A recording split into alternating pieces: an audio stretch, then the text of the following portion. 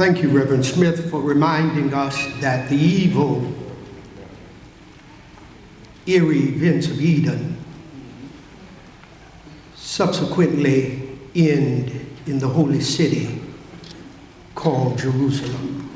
Right. It is on the main street of the city. In the Latin, it is called Via Dolorosa. Jesus is now being marched to Golgotha, the place of the skull, on the northwestern side of the city. There are 3 crosses.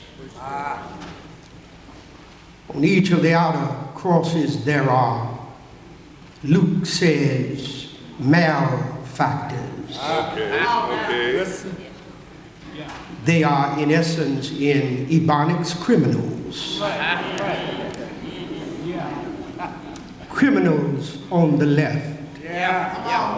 Criminal on the right. But in the center is the Christos, the Christ,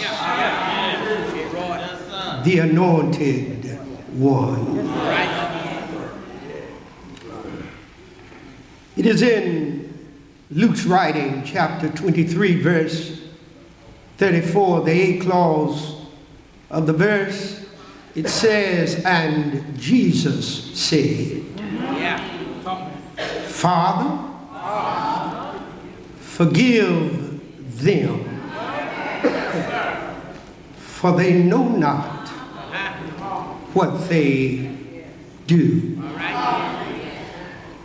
The B clause of that verse says, and they parted his garment. All right. And cast lots. My beloved, Jesus cries, Father, forgive them, for they know not what they do. The epitome of his cry, the essence of his cry was that it was an unselfish cry. Notice that Jesus did not have a pity party. Notice that Jesus never uttered a word in his own regard. But Jesus says, Father, forgive them. Noteworthy is the usage of his language in this initial cry. Notice that he says, Father. He does not say God, which is a generic term for deity. He does not say Lord, which is a term that signifies one of a higher rank. Lord also was used by the Jews in the reading of Scripture, which alleviated them using the holy name of God, Yahweh or Jehovah. He does not say Almighty God, that would suggest a insensitive relationship.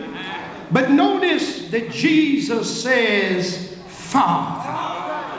The usage of this word Father is the Aramaic term Abba. It was the same term that Jesus had taught his disciples in Matthew 6:19 when they said, Lord, teach us how to pray. Jesus says, and when you pray, say, Our Father. Jesus is hanging on the cross, and Jesus cries out, Abba. Jesus cries out, Daddy, forgive them.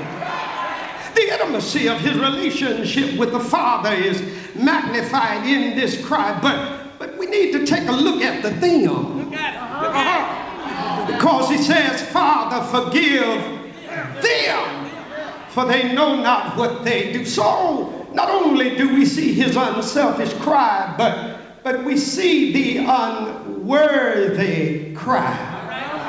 Because, my beloved, when we look at the text, we have to discover some of the biblical characters that could be categorized in the them. Let me see. Let's start with the Roman soldiers. The Roman soldiers had crucified many people atop Golgotha. They had executed many by hanging on the cross. He could have said, Father, forgive the Roman soldiers. The interesting thing about the Roman soldiers was they were indeed guilty and contributors to his demise. But let me remind you in Matthew chapter 27, verse 54, that these same soldiers would ultimately be convinced of the validity and the reality of who Jesus was, because the centurion declared when the veil in the temple had been ripped from the top to bottom, he said, surely he must be the Son of God. Jesus could have included the Roman soldiers in the... Well, wait a minute. He could have included Pontius Pilate. Pontius Pilate, who was guilty of being politically ambitious. Pilate, my beloved, upon examining him, found no fault in Jesus. And subsequently, when you get to the same writing in Matthew chapter 27, you discover something. You discover that he washed his hand of Jesus, but yet he signed the death petition. Jesus could have counted Pontius Pilate in the them. He could have counted, my beloved, the priests, the chief priests, and the scribes. You know, they were the ones who were the perpetuators of Jesus being found guilty.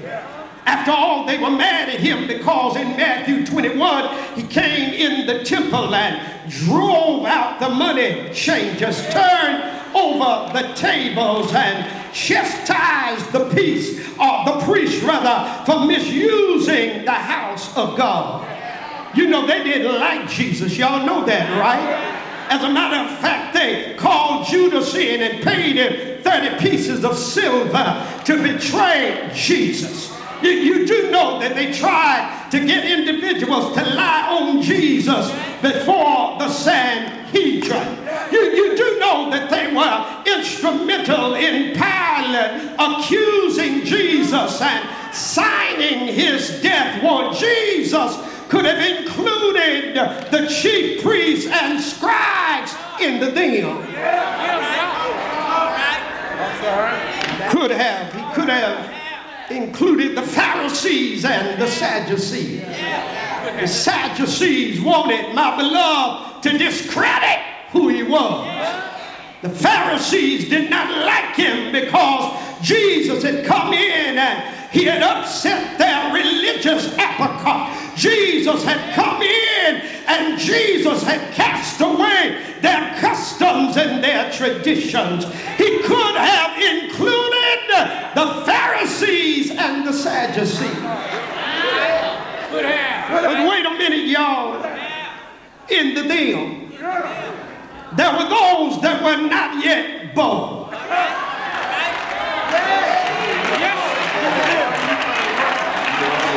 Do me a favor, look at your neighbor and tell him I'm a part of the them. When Jesus said, Father, forgive. Look at somebody and say, he was talking about me. Because he's omniscient. As he was hanging on the cross, he knew that I would be a wretch undone. He knew that I would be born in sin and shapen in iniquity. He knew that I would be vile, corrupt, and unrighteous. So he said, Father,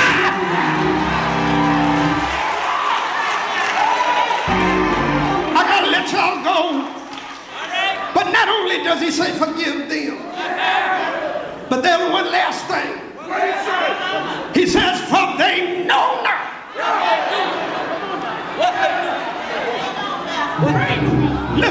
Listen, y'all. Jesus is crying out to the Father because of those who are unknowing, those who are ignorant. Do me a favor, if you don't mind, and I'm out of here. Look at your neighbor one more time. Look him in the eye, if you can. Say to him, neighbor, I don't mean no harm, but you and I are ignorant.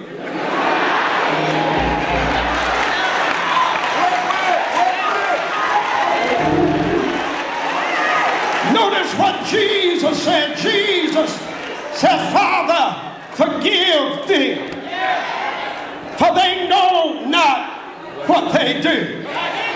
Come here, y'all. Y'all got to help me close this. I'm up out of here. But is there anybody here today who's willing to admit that you've been ignorant?